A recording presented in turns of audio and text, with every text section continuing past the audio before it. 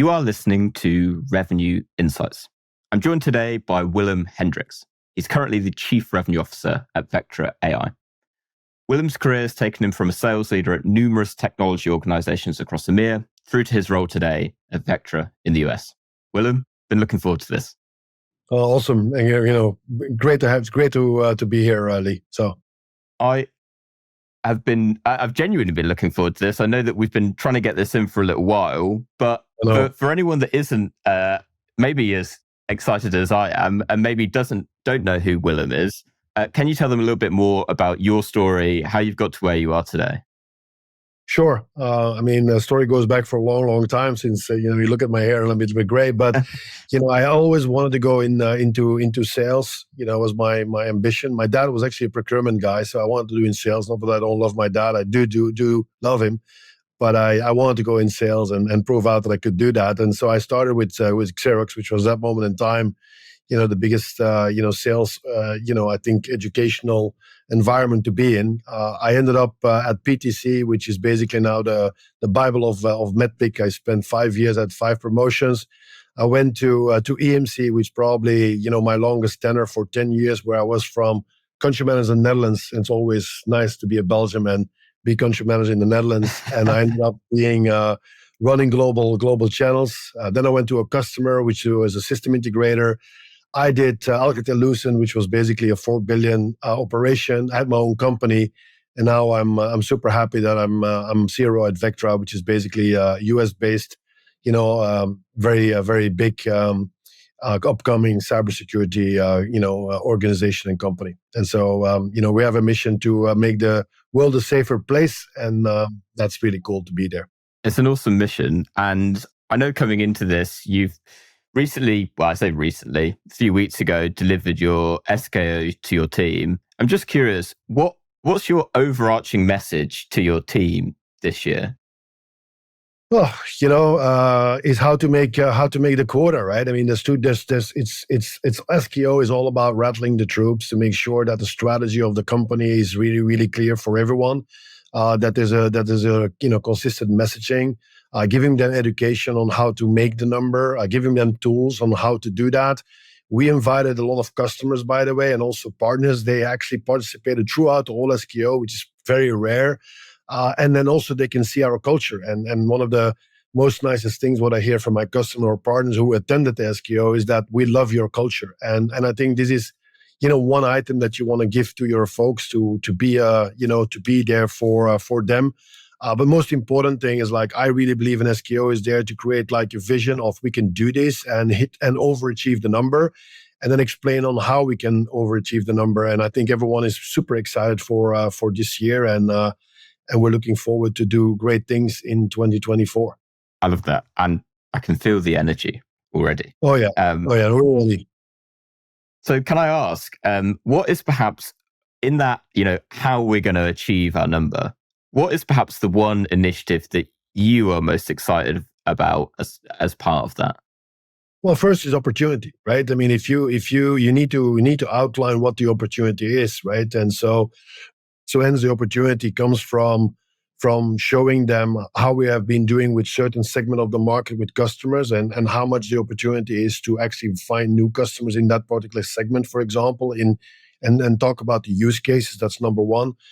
Secondly, the other opportunity is always about cross-sell and upsell. I think our overall mission is to grow ARR, to grow NACV, but NRR is super important, taking care of our customers so that they don't churn, but the upsell and cross-sell. So also you quantify how much each individual has for upsell and cross-sell opportunity. I mean, really you quantify that.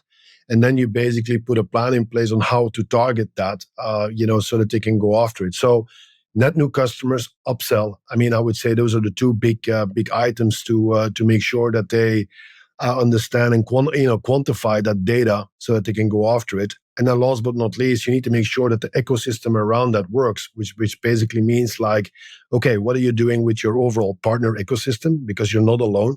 How do you work with your channels? Secondly is, okay, marketing is there to support you, to create your pipeline.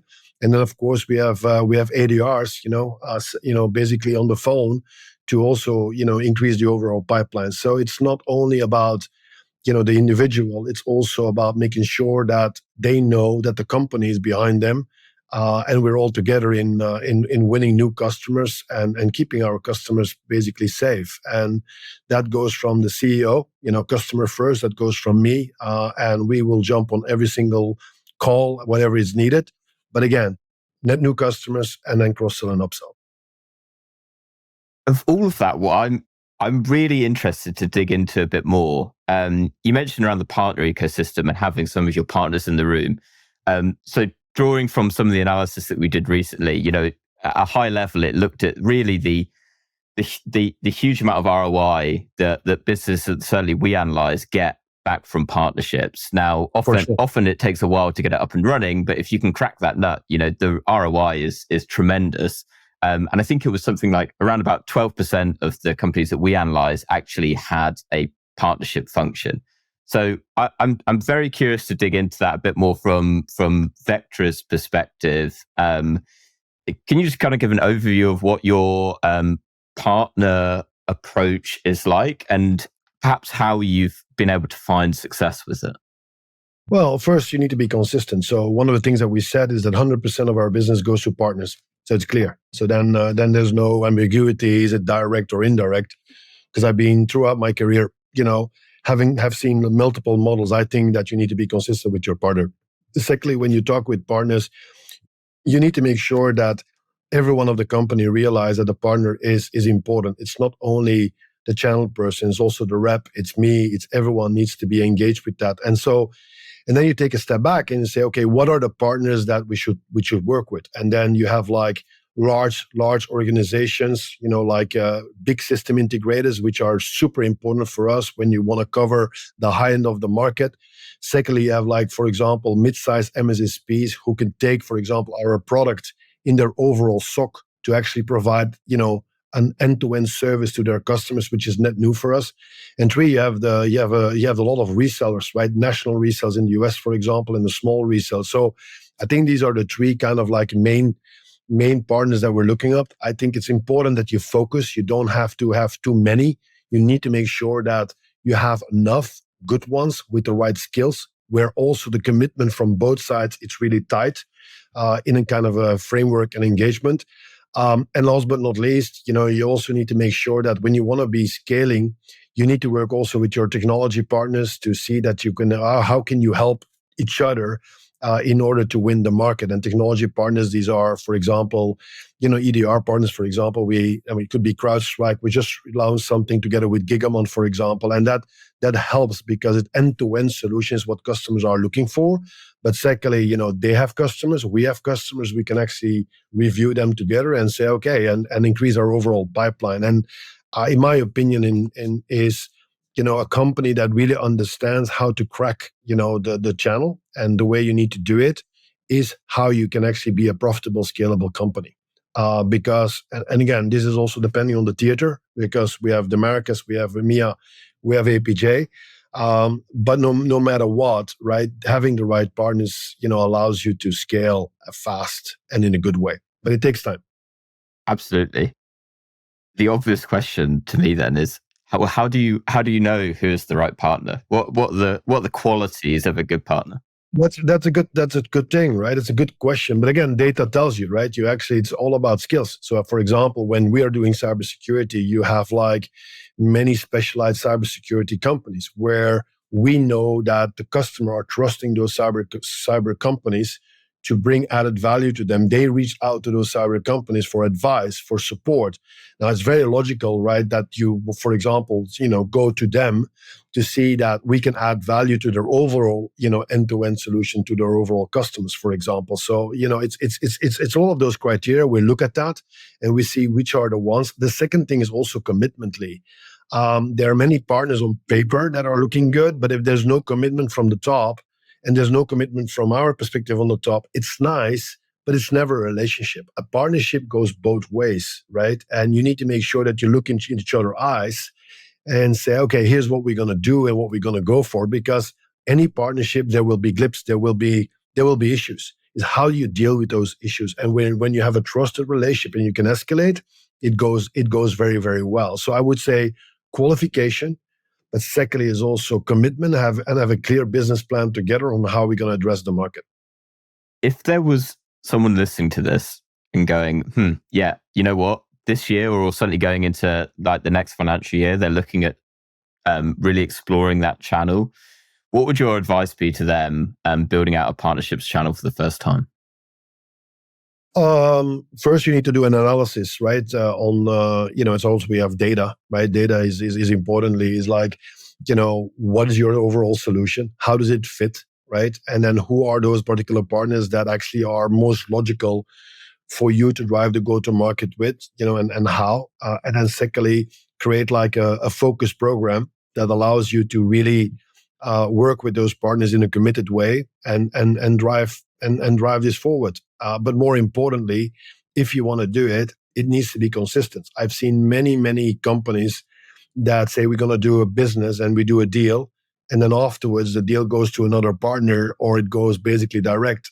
I mean, that's not about building relationship. It's not because at the end of the quarter that you need to change your strategy. You need to be making sure that we are here for building a business for the long term.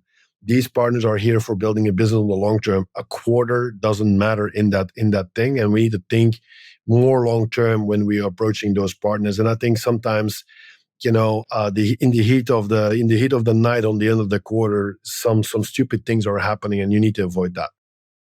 I mean, I think that last bit is really sage advice. And on your point of thinking for the long term, and to move this away probably from a discussion on partnerships and thinking more generally across the revenue function, how are you planning for the long term? And maybe to get more specific on that, how do you plan for the long term across your sales function, and how are you communicating that down to your teams? Well, I mean, we basically have like metrics that we have to hit, right, Lee? That's pretty clear. And of course, metrics is like the street. I mean, you have to hit your overall growth of ARR, your NCV, and NRR. It needs to be very, very clear that the leadership also has to carry that, right? And so compensation plans needs to be aligned so that we can actually drive the same kind of goals. How we of course need to structure it is also to see like where is the opportunity. I mean, the reality is that you can't hire every rep, everywhere. So you need to be very, very, very clear and methodology like how can we afford? What's the situation where we can put a rep and where we can't put a rep? For example, if you want to open up a new territory and there is no pipeline, probably it's not a good idea at this moment in time to say, okay, we're going to hire a rep and an SE. My thing is you should actually create pipeline. You should already have partners in that particular territory, so you can actually start with a partner landscape to say, okay, what are you doing, making the first deal before you basically then go into that in that country, for example, because it's all about and as well, things have changed. It's also about profitability. It's not only about growth. It's about profitability and growth at the same time. And so you need to be very, very conscious on where to invest and where not to invest, using the right metrics. And these metrics has to be very, very clear for every RD, I would say, for management, but also for the sales. So, every 2 weeks, for example, I provide a scorecard, which is about NECV, it's about the pipeline, it's about all the thing that matters to me. And it's very openly shared so that everyone can look at that, not to say, hey, why are you doing it badly, but also to see who is it doing it good so they can reach out to that particular rep, like, what are you doing differently to help me? And so we create that kind of environment where it's not about an inspection only, but a working and collaborative environment to see how we can make each other better. I'm very curious around the scorecard. So is that that scorecard kind of between yourself and the rep, so directly gathering their feedback on the front line, so you've got that insight, or is it kind of going via your manager? It's basically, I mean, we have the management scorecard. It's again, when you think about the fact that you have a company and you have to get to your goals, how you can actually take those things that you need to do and bring it down so every individual feels responsible but also accountable for delivering something that is meaningful for that particular company. So hence, when you create like particular scorecards, then the team knows like that what I think is important and what I'm expecting from every individual so that they can drive it. And we can actually put things in place, enablement in place to help them to get to those particular goals. But at least it's clear, right? And it takes a long time to get there. But once you get those core cards out, which we recently did, then that's the ways. And I make the analogy with Barcelona, because I was in Barcelona. It's also a football team, but Barcelona also, after the game, they inspect, right? Not to inspect what you did wrong, but okay, how many passes, how many percentage, what did you do well, in order so that basically the trainers can actually educate them to say, okay, here's what's good, what's bad, let's get better. So I think we need to get to a kind of same kind of, sales is about making sure leadership is helping the reps finding certain weaknesses, but helping them to overcome those weaknesses. It's our job to make everyone better. And those scorecards allows them not only to see where they rank, but also allows them to reach out to one of the reps who, for example, is great in pipeline building, and say, what are you doing? Because it can't only come from me, it only comes from anyone. At the end of the day, if you have an organization or a society where everyone is like trying to work with each other, and again, that's why SKO is so important, then it cultivates, innovation, and it cultivates also thinking, right? And I think that is super important. It's not easy to get there, but I think it's super important that organizations think like this, and hopefully we can get as much out of that as possible. I really believe that it's our role. Every rep can be successful. Every rep, as long as the rep wants to be successful. I love the idea, and I completely agree with your approach. Could you maybe indulge me a little on the scorecard? Could you give some examples of like the kind of things that you're asking them to score?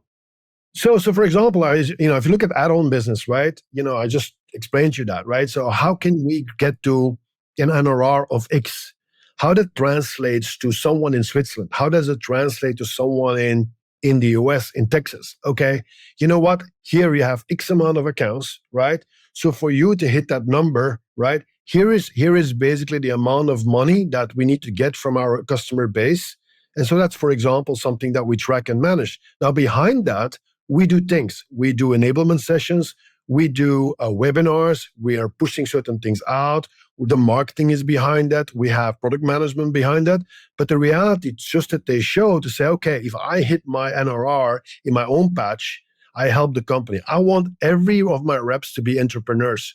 I want every one of my reps to be franchise. They should own their franchise. That's the way I looked upon my business. When I run a territory, I'm like, how can I make sure that I run the territory as good as possible? How can I do that? And I think the word franchise is super important for me. And I think some reps are just looking at accounts. I want my reps to look at a franchise and use the tools and the resources available that are out there to make this franchise awesome and grow and continue to grow. And if they do that, they make money, but it also allows them to not, the most important one is a franchise. You take care of your customers, Lee, right? Because your customers are your biggest advocate. It also means that if you take care of your customers, you have less churn, which helps me to reduce my overall churn in the organization. And so these scorecards are just reflections of what we want to achieve from the company perspective. Does it make sense? That makes perfect sense. Now, I want to just there was something that you mentioned that I just want to pull from. You want all reps who, as long as they are committed to be successful within Vectra, I'm paraphrasing ever so slightly. How do you approach from a leadership position ensuring that happens? So because I'm to give like a bit of context maybe behind the question, from the analyses that we run, something like 69% of reps across kind of the 530 companies that we analyzed are missing quota at the minute. So only 31% are hitting quota. So everything that you're saying is everything that, I think a lot of businesses aspire to be, aspiring to have the vast majority of their reps hitting and exceeding their number. So as someone who is really advocating for it, I'm very interested to know like how you are approaching internally, making sure that your teams are high performers. I want to say two things about this, right, Lee? The first thing is that, I think a lot of CROs in the past have been hiring, too many reps as well. And so if we have too many reps, because the cost, that didn't really matter. hence, you have a lot of people who are not making numbers because, the pipeline is not there to support the amount of reps. So I think it's our job as well to make sure that we're not doing that. So that's number one. But the way I look upon it, my responsibility is what I call the 3 R's. Goes back from the past. It's revenue, it's basically recruitment, and it's retainment, right? And so the first thing you need to make sure when you want to be successful is to make sure that we are hiring the right people. That's not an easy job. The recruiting is something that is not an HR task, it's a management task. It's something that you do every single day. If I have to recruit, I'm actually recruiting every single day, calling people, seeing who, making references to make sure I have the right candidate. And it's all about, in my opinion, about the character, right? The character of the person, the perseverance, because what we do is not easy. I mean, it's a tough market out there. It's not like, so you need to be like, you have to have stamina to do that. So you basically need to make sure that we qualify those particular people who want to have that particular fight, who want to fight with your team players, and have the character to do that. And so once you've done that, then of course it's our job to make sure that now they're successful. But I tell you, the better you recruit, the better we're going to be successful. And then it's about retainment. And retainment is of course something crucial. So if we, for example, see that the pipeline of a certain person, I'm just saying something in Chicago, is not good enough, then I think we need to sit down as a management team and say, okay, how can we help to create more pipeline in that particular region so we can support that team? Or how can Channel, for example, help to go with the partners, in order to make sure that the pipeline grows? Or can the ADR, make some call out so that the pipeline grows, right? Because again, if we did the right recruitment, it's clear that the person is the right fit. Otherwise, we missed something. If the right fit, we need to make sure that he gets surrounded and we help them, winning the first deal. But secondly, and the most important thing right now, Lee, is pipeline, right? The pipeline is key. If you go back a year ago, 2 years ago, times 3, times 4, you were good. You need 7 times 8 right now. So at the end of the day, it's all about making sure that the pipeline goes up. And that's why two streams. One, net new accounts. How can we get that? Can we have the partners working with us to identify those accounts that we can go into? Secondly, add-on business, right? And so it's also very important that we are sure that, if someone has a lot of accounts, that we also making sure that he gets enough support on the add-on business, for example, because the NRR there is bigger than, for example, who has a fresh new territory. So that's the way we need to look at it, and having enablement also, of course, supporting the thing. And last but not least, it's the RD job. I mean, the RD job needs to sit down, and we have like a dashboard where we can sit down with the rep, like, okay, how was your week? What did you do? How many calls did you make? Who are the partners that you visit? Did you really visit those focus partners? How did it go with that? How are we doing? And so that the RD is a coach. He's not an inspection. He's a coach helping to make sure that the rep is going to be successful. Now, again, it's up to the rep to deliver. It's up to the rep to be accountable. I want to see accountability there too. If we are giving so much, luckily most of them do, but that comes back to character and stamina. But if data, and you're about data, Lee, it's all about data. Data never lies. When you have a Monday call with your rep, never lies. There's so many nuggets of gold that I want to pull from there. And let me focus on one, because you mentioned it a few times, character. What is an underrated characteristic when you that you're looking for in the hiring process?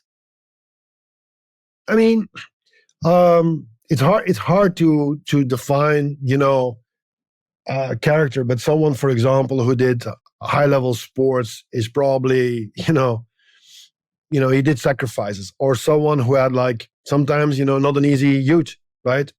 And he basically worked while he basically was studying. I mean, someone who wants to make something out of his life. So, I mean, looking at those particular characters, it's something unique, right? It's not only about at the minute we're talking about career, but are you doing something unique? Did you do something unique? Did you do something for your mother, for example, that was super unique because you had to do something? That's all what I call character. It's all about people. And again, this comes back, and this is for me super important. If you want to build a company, it's also which company you would like to build. I would love to build a company with the right culture, with people that I also can have a beer with in the evening. I hope not everyone, but you want to have also nice people, right? Because our customers also feel, that who are the ones that listening to me, who are the ones who have empathy for me, who are those particular people that are care for me at the same token. Yes, we want to do the deals, but at the same token, we want to do it in the right way, in the right methodology, and that is something that I'm looking for. Perfect. I want to pull back and just, there was something that you mentioned that I'm curious around. You mentioned pipeline, and going from before a couple of years ago you needed 3 to 4x, and you mentioned now you need 7 to 8x. I'm curious. Do you see it from the perspective of quantity or quality when it comes to pipeline in 2024? But both. You need to do both, right? But I'm just generalizing, right? If you have the market is since last year, as everyone knows, is way tougher. Budget has been cut, so you actually have to have more value to those overall customers. You have to quantify better too. It's not only having the pipeline, but also saying no, we're not going to do that. I mean, it's hard as a rep to say no, but if you have enough pipeline, you can quantify better too. So as a result, you can actually pick. And of course, when you have like upsell and cross sell, your pipeline probably needs to be times 2 or 3 because there are customers, they know the value. It's an easier upsell and cross sell. Again, provided you take care of the customer in the right way and they're happy with the value you bring. But in generally speaking, I think it's pretty clear since last year that the pipeline needs to go up. And when you look at the pipeline, you need to look at the beginning of the pipeline, but also on conversion rates, right? You also need to say like, okay, how much of that pipeline goes into, for example, POV? Because once it's in POV, it's an easier number to track. We know when we are in POV, even against competitors, what the result will need to be. So the question is like, we need to make sure that we're not pushing too much to POV, which is not quantified. You need to make sure there's a clear map, mutual engagement plan with the customer on how and what we're going to do and deliver. But if you do that, then it's good. But again, if you have more pipeline, problems get solved. Absolutely. So how do you go about ensuring across your teams that they have quality pipeline? Inspection, Lee. I mean, quite frankly, it's coming to inspection and helping them. But ADRs also is helping them, right? I mean, ADRs can quantify basically, the tunnel in, and they can quantify like, okay, is there a particular project? Is there something that we should go after? Or is it something that is basically nothing? And so, qualification in those stages in the beginning is super important. This comes back to my point.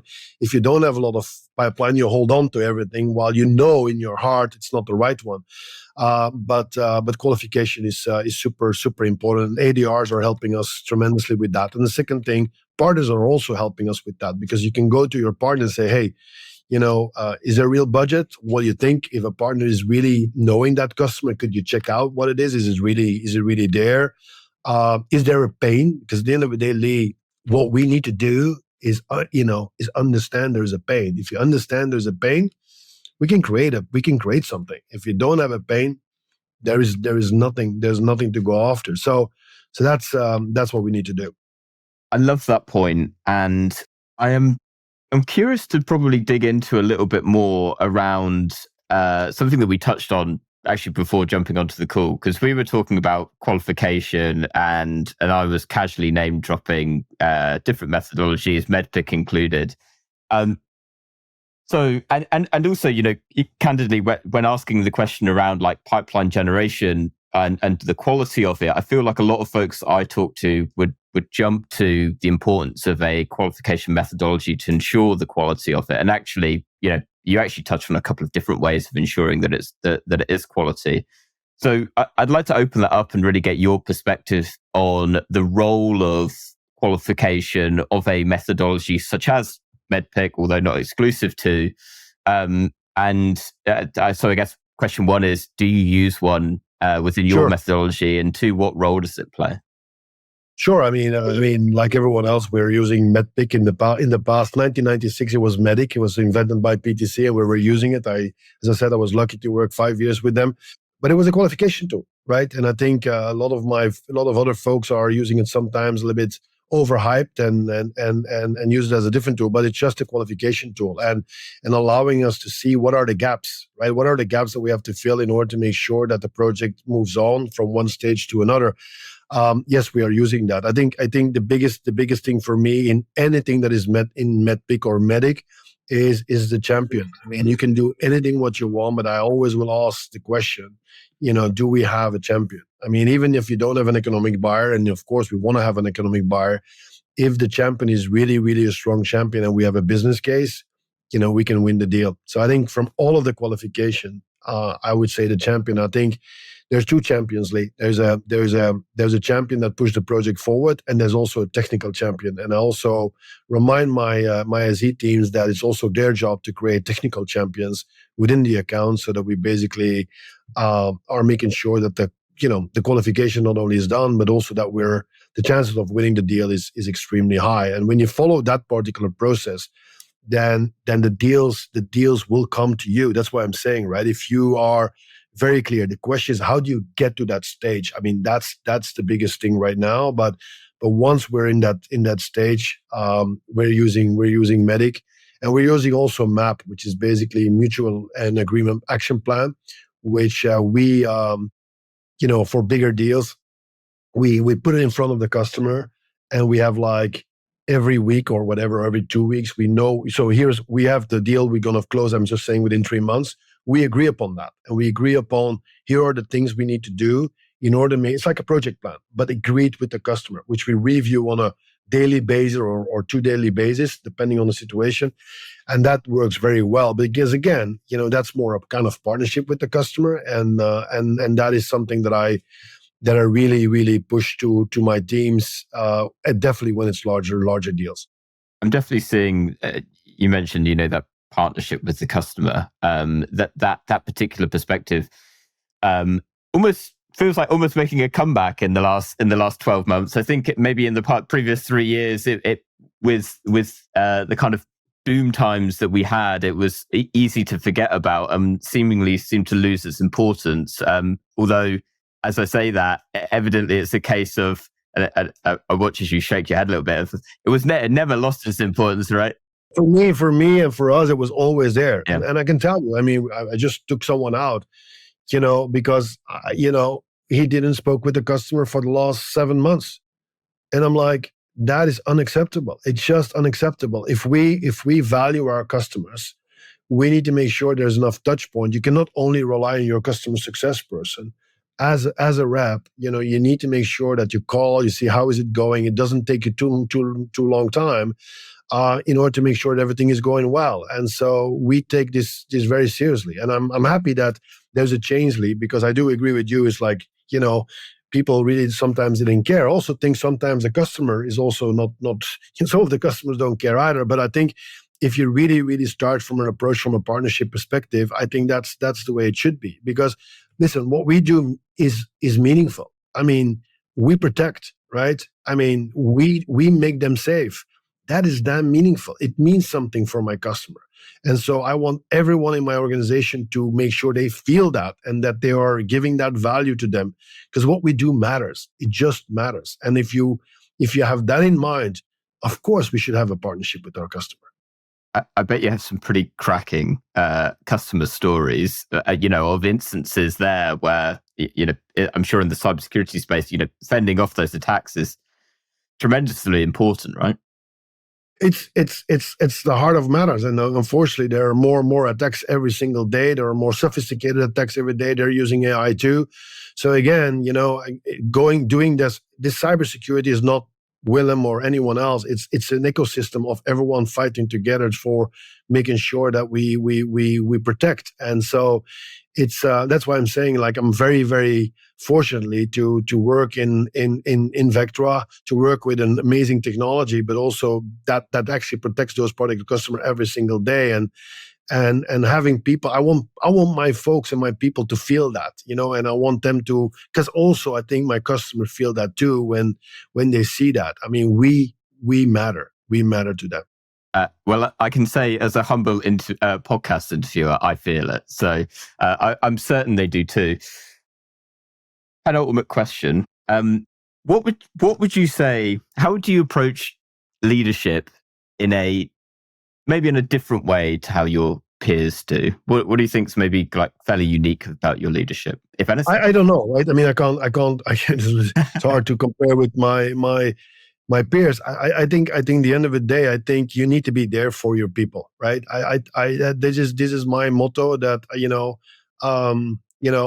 my folks know that I'm there for them. My folks that I'm working probably probably as hard, probably way more harder than them, because it means for them. So I think it's not only, I think what we need to do is both. You need to walk the talk. You need to make sure that you create that vision.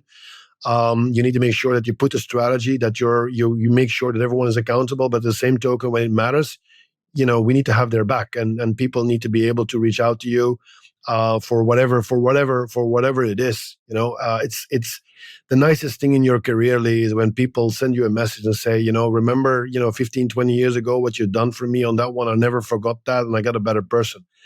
There's nothing more rewarding, and I think this is why we do it for, right? We do it one on the customer side, but we do it also because we see some young people growing in the organization, become more confident every single day, and be a better human being. It's just awesome. That was a beautiful response. Last question. What is one book that you'd recommend to other revenue leaders? Well, I mean, there's many, but I think from a practical perspective, and as I said, I was with PTC and John McMahon was there, so I think the Qualified Sales Leader, because if you want to have a book, it needs to be for all of the audiences, right? It needs to be simple, it needs to be methodological, practical, and I think the Qualified Sales Leader from John is just an incredible book. It's there for a rep, it's there for leadership, it's there for marketing. It's fantastic, and it describes real life stories about QBRs and all of that.